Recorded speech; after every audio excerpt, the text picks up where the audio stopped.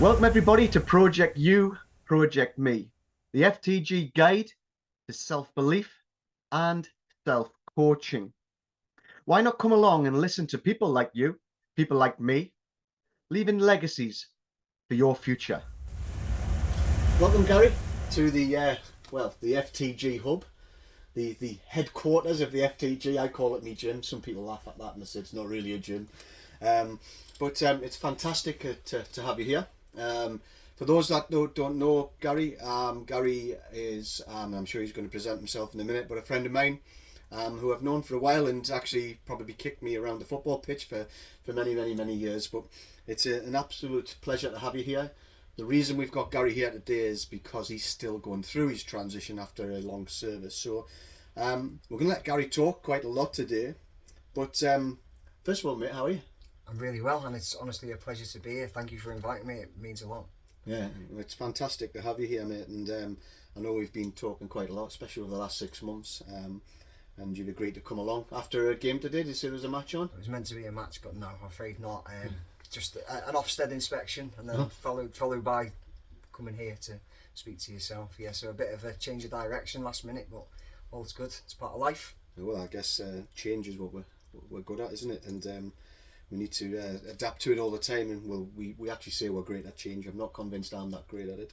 But tell me a little bit more about you for the listeners and things like that. A bit about your service, maybe a tiny bit about life before you joined the service. You know, are you married, all those kind of things. What service you were in, you know, what CAF badge, that kind of stuff. Yeah, so before I joined the army, I literally was at school, went on an apprenticeship to Sky to work for Sky. Right. And 2 months into that, I decided I wanted to join the army. So I did have an apprenticeship playing for 2 certain football teams.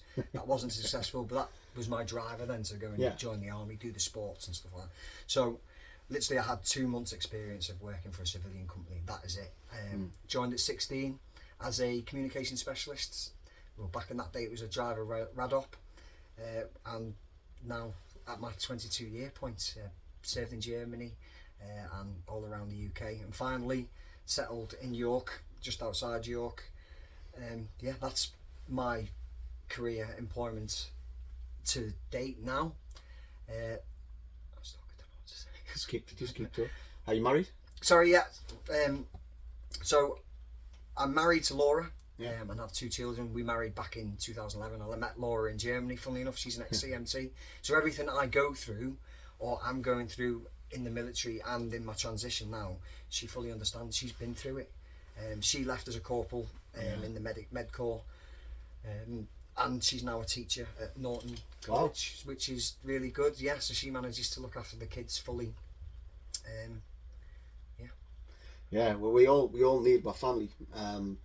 You know, families are something we tend not to speak about very much. But actually, it's, you know, having that family unit through transition is massive.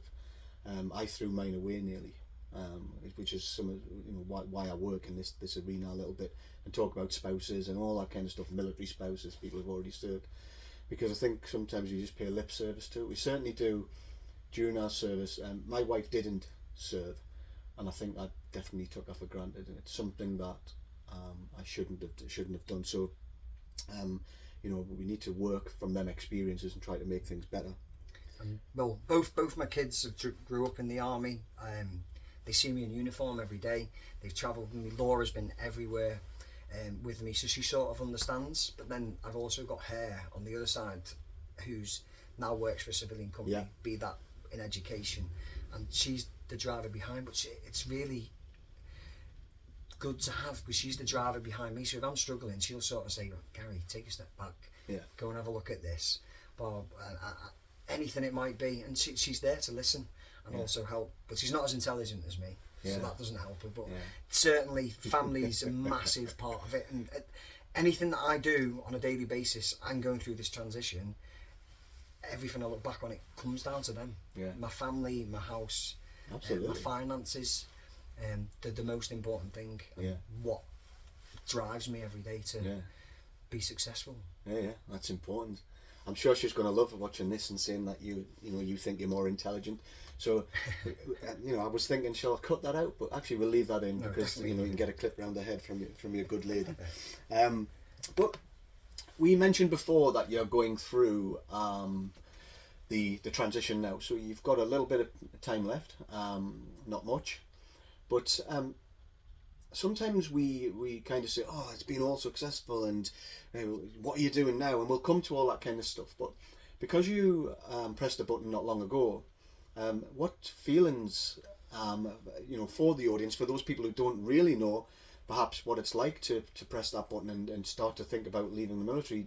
Did you go on some kind of ski slope where you started at the top and you started going down? How did you feel the minute that you pressed that button? So emotional, and I'm not just saying that, it really emotional. When I actually first pressed the button, I sort of knew I was going to be pressing the button, Yeah. which helped a little bit.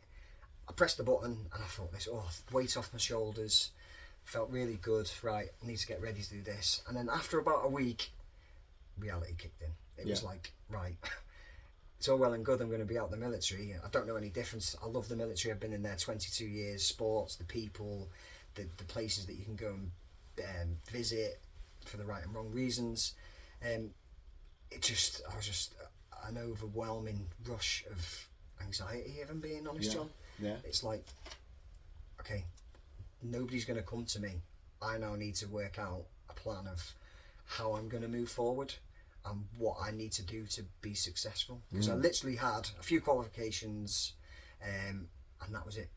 I sort of knew what direction I was going to go, but again, every door in the room was open, so I needed to narrow that down. Yeah. But as for emotions, yeah, it's scary. Yeah. Definitely. The unknown. I think they call it the champagne moment. I went through that. I was elated. It was amazing that time and I thought, wow. And then I was like you, the week later, I was like, what am I going to do then? And then all of a sudden you think, wow, I'm looking at this calendar and it's going down. And it is a scary moment, and that's where the stress and the anxiety came in. But so you must have kind of had, you know, you're saying you had a bit of a plan and things. So what did you start doing then? What was your plan, or how did you start to feed your own positivity, I guess, to get rid of that negative feeling? Yeah, so my plan was, because for my circumstances, I'm quite lucky. I was coming towards the end of my career. I knew that was going to happen. So 2 years ago, I decided, right, I need to use some enhanced learning credits. I need to get some sort of decent qualification. So I went away and done a degree in wireless communications, which is what I work with now. Yeah. So again, wasn't easy, but that would sort of give me a stepping stone to use to move forward and give me some sort of direction. So yeah, the big decision or the big factors in me moving forward was not being afraid to ask people. I have lots of friends, not that that's a big thing, but I've always been willing to help within the military, and I have lots of friends that have already transitioned, they've already moved out, and they know it. I can't pretend to myself that I know everything. So my first port of call was like, right, who can I speak to that has been through this in the same sort of place? Sorry, can I start in the transition? Yeah, it's going to speak to somebody who's been through this not long ago, through the transition, who has been the same trade as me. So I just made a few phone calls, spoke to them, and do you know what? They all gave me loads and loads of tips, hints, and I'll mention one of them, which is Matty Spruce. He phoned me out of the blue, spent 50 minutes with me. He's like, right, get your laptop out. I was already on LinkedIn, which again is a really great tool, and I'll talk about it all the time. And he just gave me hints and tips of what to change, what to do, how to make myself look better. Just for example, I didn't have a capital G in my Gary on my LinkedIn. I mean, the most similar thing, but I've missed that and gone straight past it. And yeah, what he's done is worth its weight in gold, and then given me other courses to go away and look at and do. So yeah, the big one was networking, and again, everybody that I spoke to has said to me, add the FTG, add yourself on there. So that was the first thing I've done, and I can't express what it means, the little things that it does. So the first thing I've done was join a job fair, because you don't know anything. and it's perfect. Even if I took little things, like certain companies talking, it was like, right, they're after that. Write that down, because that's in the back of my mind. I'm going to need that for later on. And the next company might be after that, so I write that down. And pulling all of that together could then help me with my plan further down the line. And then the other things on top of that, John, which, you know, it's like the CV 1-to-1. So the CV was sort of in the background. I didn't really think about the CV at first. It was all qualifications. So I spoke to you about the CV, and I got that built, and you showed me how I can not manipulate but change it to make it look better, add certain things in there, be better on the eye, etc, etc. So I've done that. Again, I felt this big weight off my shoulders, and then it was like, now I need to enhance the CV. So what qualifications do I want to go and do? So one of my big tips was just to go online, anything, so Indeed, LinkedIn, look at different jobs that interested me. So reading it, after a minute, if it didn't sound very good, and when I moved on to the next one, if it interested me, I kept reading, and then went down to what qualifications and what essential factors or qualifications they required, and that really helped me. So I started writing them down, and I worked out what qualifications that I wanted to add to that CV to enhance it. Yeah, it's interesting to hear about direction, as you know, clearly by speaking to top boys like, you know, Matty, who does a lot. He leaves a lot of legacies. Matty, he's always been like that. He's a fantastic guy. Very, very quickly, I think you worked out that you were now owning it, and ownership is great. It's one thing, but where do you move from ownership? Because you can just sit there and say, well, I need to do something, but what is it I'm going to do? And then the question about direction is the next big thing we talk about. You know, straight after ownership must come direction. Which direction are we going to go in? And when you're in the military for a long time, you haven't got a clue, and you don't even know what's out there. So it's, you know, it is a great thing to go on to a job fair. I'm not just saying come on the FTG job fairs. Go to a CTP job fair. Go to, you know, a BFRS job fair. Go to things that are going to light your fuse, to get an understanding. What are people talking about? How do they talk? What's that jargon like? And this brings loads and loads of things out, and you can see that in you. You know, you haven't even left yet, but you can see it. It's dripping out of you, that emotion that's coming out. And I think the great thing about you and working with yourself is that you realise that emotion is one of your strongest attributes. It's one of the things that, you know, drive me. Emotion. I think I lost it in the military a little bit, but you have found that very quickly as you're leaving, and it's really important to do that. And I think that's going to see you, you know, in a really positive light when you're speaking to employees and stuff like that. So you should keep that going. But speaking to lots and lots of people, let them leave a legacy. Let them change, you know, your future. Let them take you down different avenues. That's the way to go. And you've done that. And which kind of brings us nicely onto, you know, have you seen any success? And, you know, you're quite a few months from leaving, but you know, is your plan, is what you've done working? 100% it's working, and it's all not success stories. 100%. So I've put in for around, I think it's 6 or 7 jobs, but we'll go with 6. First of all, 2 of them complete rejection. But again, to help listeners of this, rejection's not a bad thing. Rejection is part of the learning cycle. If you can get feedback from them rejections and why they didn't fancy you as a candidate, please take that on. That's the biggest thing I can say. Just be prepared for rejection. And then I've had successful interviews, so I've made it through the filter with my CV, which is absolutely great. Again, a massive boost of confidence. Rushing around, getting ready for a telephone call. You know what it's like.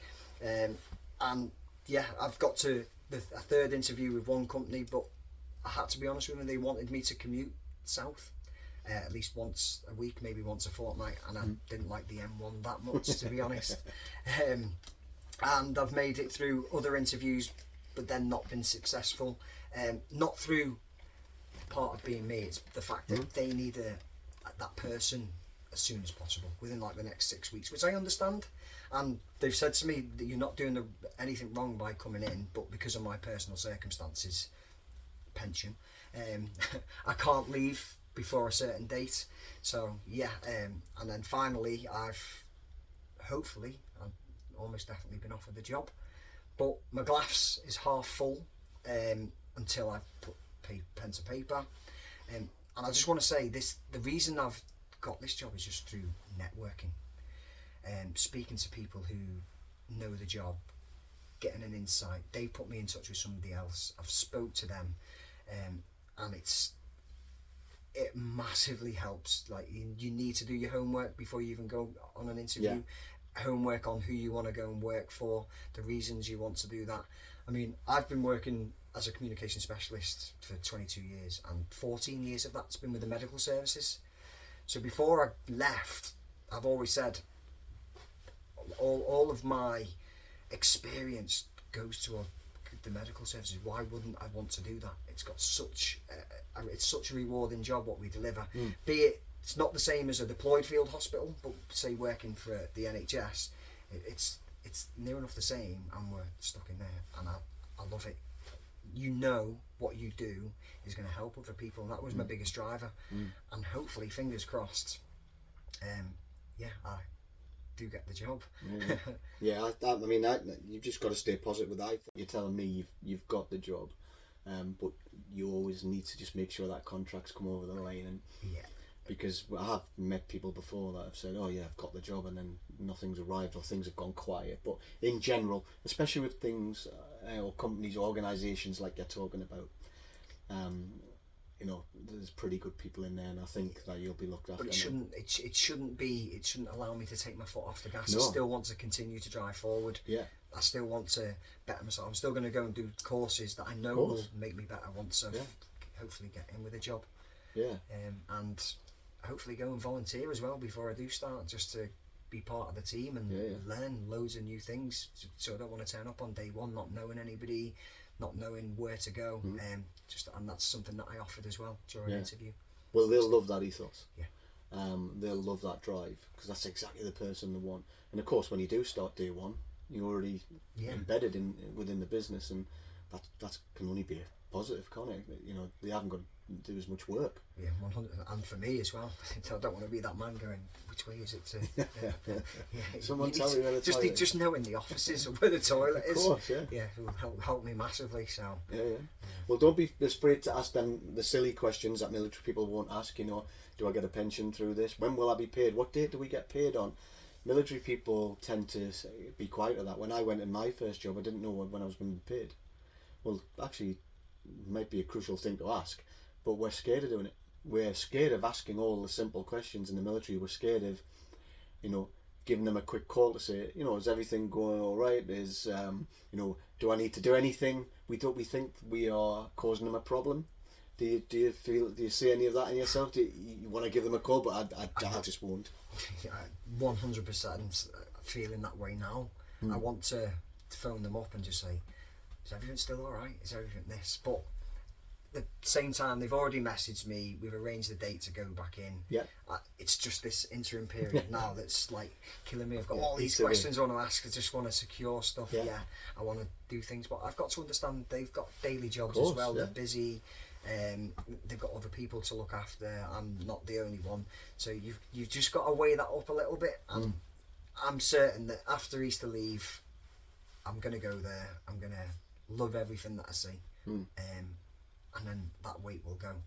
But like I just said, I am not taking my foot off the pedal. I'll get to learn. And the first question I'm going to ask them is, how can I bring more to the party? What courses would you like me to do before I get here? Because I've got lots of qualifications already, but what more can I do for them, or what are they looking for? And I'm willing to do that. I need to put time aside and look after myself. Well, it's important to look after yourself. So one of the things you've got to do as well is have some of your own self-time.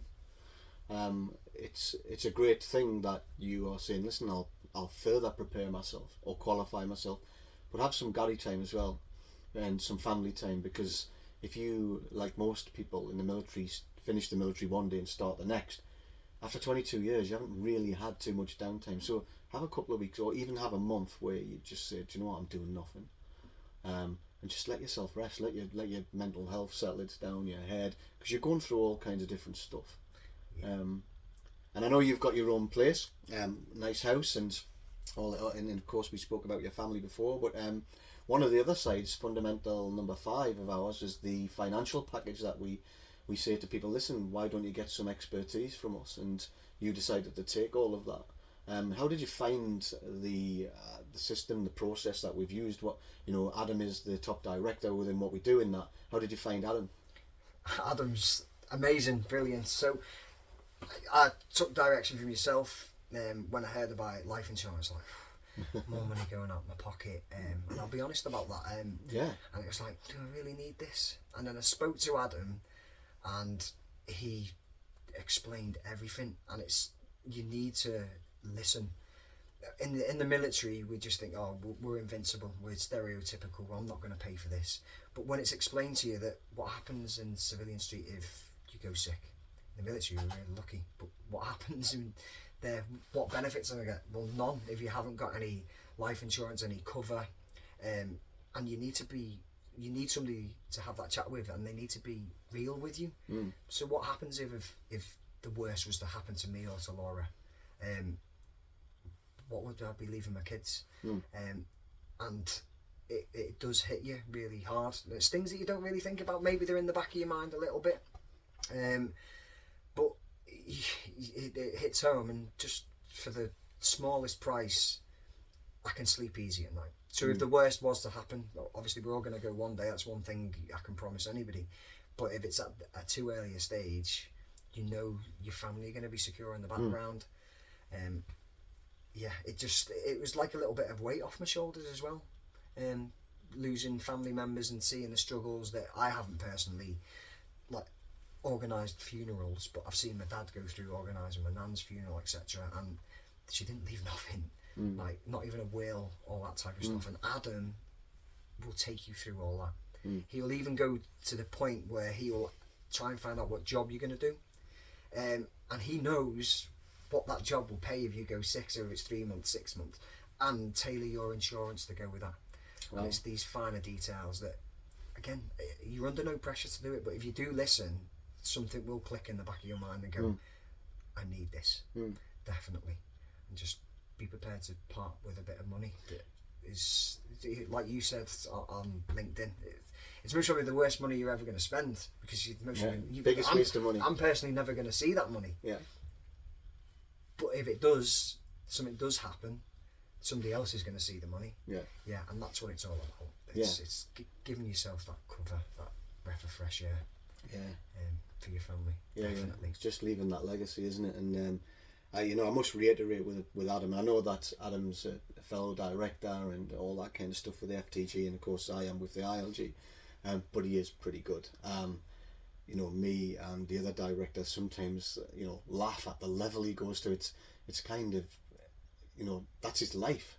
He talks about your financial plan for his life. He just never stops talking about it.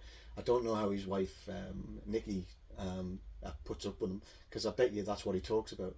But he knows everything. And if he doesn't, like what you're saying, he just goes and searches it all. And he comes back with these great plans. But I'm not going to say too much more about Adam, else he'll have a bigger head. He also will put you in the right direction to doing a proper will as well. I will say that. Yeah. Again, really helpful. The will and putting your life insurance, etc., into a trust. Trusts, yeah. Which people don't understand as well. Yeah. And I'll leave that to Adam to talk about. But I didn't know this stuff, John. And me neither. He brought all that to me. Yeah. And it's brilliant. It's great. It is really good to have on the sideline. I can't recommend it enough. Well, when I left, I had the old £17 policy from, I can't even remember what it was. I think maybe Abacus or something like that. And I thought, yeah, I'm sorted. I had nothing. It was never ever going to pay out. So now I'm the same as you. I've got a totally different story. We've actually got lots of things in place, and everybody in the family is now covered, dependent, on their level that they're at. So my daughters who are mid-20s, they're covered, but they're covered to the level required. And my youngest daughter's about to have a baby, so she's stepping up that cover. But it's all because we've been taught properly now. In the military, you could say the military, although we don't think it, they look after us very well. But what they don't teach us is what happens when you leave, and that's this whole thing. And some people say, John, what's this insurance and that, and this kind of stuff got to do with what you're doing?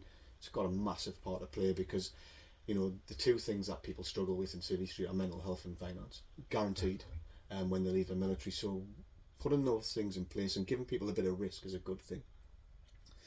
But from afar, you know, putting your kind of, I'll just come away from Gary and what you see. You know, what do you see from the FTG? You know, when you go onto LinkedIn or you're speaking to people around barracks and things like that, what are people saying? What do you actually see what the FTG is doing? So for me personally, the FTG on LinkedIn, I follow you, everything that you provide on the website. You post every day, in the morning and evening. In the evening, I get a notification every time, and I've done that as well on purpose, because everything that you post gives me direction. Yeah, whatever it may be, you post a lot, and I wouldn't be able to go through them all. But starters, job fairs. Yeah, post about the job fairs. Who's going to be joining the job fairs? The next one is your LinkedIn masterclass. Yeah, you can have LinkedIn. It's a great tool, but you can look a tool if you've not got the right, if you don't like look right. Saying. Yeah, if you don't look right on LinkedIn. So what to have on there, what not to have. You do, I've mentioned CV. The interview techniques with yourself and Ben. Again, I've been on that. Again, it's the little things that you take away, that people maybe don't think about. And it's about direction. You give everybody direction, and it's hard to put into perspective, but if you put a post out, I read your post, I think, right, okay, yeah, and it directs me and leads me to go away and do what you said. You're not going to do it for me, but I know that, right, I didn't know that, I'm going to go over there and do that because you've helped me look in that direction, if that makes sense. And I'm going to be honest, I haven't used CTP, CTW, I haven't attended CTW yet, which I will be in April, definitely, and again, it's going to be really good. But everything that I've done in the background, I've done because of the FTG. Your Project You, Project Me booklet is a great tool. If you've got 5 minutes, sit there, read it, it helps you plan. It should be the first thing that you do. Being military, and for those that know, is 1/3, 2/3 rule. It's going to be a big thing that I need to get across to people before you jump into the pool. Just have a look how deep it is. So have a plan in place and use a third of your time to do that plan, to write down what you want to do, where directions, and you need to write these things down. If you don't, and it's all in your head, you'll just forget. So it's an absolute great tool there on how you can improve yourself, what goals you're going to set out, and all the other good things. They need to go on there and find out what it's all about. But these are the tools, and only the tools that I have used. So the FTG, networking, friends, and never being afraid to ask questions is what has helped me through the past 6 months, near enough. Get to where I am at. It's really interesting listening to you. You know, you talk, and what, you know, I suppose what the FTG are trying to achieve are thousands of you. Because if we achieve thousands of you, and then you start paying it forward, then we're going to get tens of thousands of you. And then if they all start doing that, we get even more, and your transition's then solved. You bring together a big family. Sorry to cut you off, John. You bring together a big family. I'm Army, but it brings together a massive community of everybody that's been ex-forces. If you've got a question, then we'll obviously turn to you, but you're creating that network. So I've had people message me because I've posted something on LinkedIn that I've connected with because of yourself, and they've asked me, how have you done that course, or how have you done this? And it just creates that massive network that we need to use. I can't big it up even more. And the one thing I'm not afraid to do anymore is to help people. I'm not an expert on advice and stuff like that, but I have a lot of people that come and ask me every day, and that's part of the network. I can point them in a direction, I can give them a little snippet. I might have got that snippet off of you, funnily enough, but I'm passing it on to somebody else, and I think that's what it should all be about. That's the legacy. How do you find posting now? I know in the early stages, military people are very, very sceptical about putting a post out there, but you put some decent posts out. How are you feeling about that? Do you have confidence in that? You don't really care anymore? No, I mean, I don't hold myself to any vain about it. I'm putting a post out there because it means something either to me, or I'm asking a question, or I'm actually thankful for somebody else, or reposting because I think what other people are offering are brilliant. And I put a post out there, I think about 2 months ago, about why the military meant so much to me. And it was always the bad times that I'd remember and what it's put me through. It's put me into scenarios where I feel uncomfortable. But guess what? It's made me a better person. And I think I looked the other day and it had something like 27,000 impressions, like on one network. And that's just a little post by myself that's been liked by quite a few people. Yeah. Once quite a few people have liked it, it then goes out even more. And yeah, it's an absolutely amazing tool to use. And just other little wherever you live or you're thinking about going to live, just add local recruiters on there. You'll see what they are advertising, what jobs are out there. And if you've got any questions, ask them. Have you got any of jobs coming up in this whatever work you want to be? I can't think of what's the word I'm looking for. If you've got any jobs in the role that you wish to take on, it's an absolutely amazing tool that you need to just keep an eye on. I even get alerts for jobs, so I've been on there, set where I live within a certain distance for certain jobs. When they come up, the job alert sends me it so I can see it straight away. Again, straight on there, have a look what qualifications do I have a read, does that sound alright, and then we go from there. So how long's it been taking you to once you've got your CV settled, because the CV's about you after all, and then we put the processes in place, the tools that you can use, how long does it really take you then to get that CV to a business? An hour. Yeah, Truthful answer. You need to I would never rush it. Yeah. So with the tools that you give and the other little snippets on top, just sit back, take your time, have a look what that company are after, and then cater your CV for that. But don't put your CV in if the job doesn't sound right. I do mean that. And if you think it might be a little bit out of your waypoint, then again you just need to have a little bit of a think. But it really doesn't take long, but it's something that you shouldn't rush. You only get one shot. Once you press that send button, put it in, there's no going back. Well, you've got about a 75% hit rate, which clearly states that your CV's working. So, and now you've kind of nailed the job, and I guess the whole process is working. So, before we go on to the 3 golden nuggets, because I suppose that you're nailing your future, because you have, and you've done it well before, it kind of proves the through transition process that you can do this. You can do it through service, and you don't have to do it in the last few weeks. I think it's only right to do what we've just started doing, is to present you with, and you can open this and feel free to wear this. Is your Forces Transition Group hoodie. Thank you very much. All sponsored by Keep Attacking and Brian Wood, who does a lot of kind of great work, and we're hoping to do some more work with Brian. But before we go, the 3 golden nuggets has been something that lots of people comment on, and we usually get similarities, but everybody's got their own kind of 3 perfect things they could do that they could just leave with someone that would see them through their success. What would your 3 golden nuggets be? So my first golden nugget would be, there's only one now, but there's always tomorrow. My second golden nugget would be, just have a plan. I know it sounds really simple, but you need to have a plan. Anything that we do in life, you wouldn't just jump into it. So you need to spend time, have a plan for you to move forward. Yeah.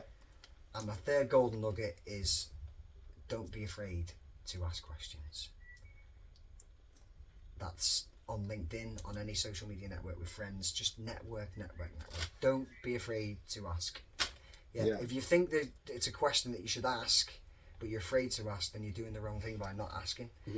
Just ask the question. You're not going to look silly. You'll look more silly if you don't ask the question. Fantastic. So realistically, what you're saying there is, if you can't start 3 weeks ago, because then days have gone. So if this is in your mind and you've got to do it, you've got to do it now. Start now. Because you can't take back the past. Create your plan, move, and then ask lots of questions whilst you're doing it, and it will just clear that direction, ultimately to get you what you want, and that's to make that decision to where you want to go. And you've done that. So you've actually, the what's your odd is what it's all about. Your ownership, Yep. your direction. You've now made your decision, you've succeeded. So congratulations, my friend. Cheers, John. No, and thank you very much for everything that you do for everyone. And I think I speak for everybody. That honestly does really mean a lot. Yeah. Yeah.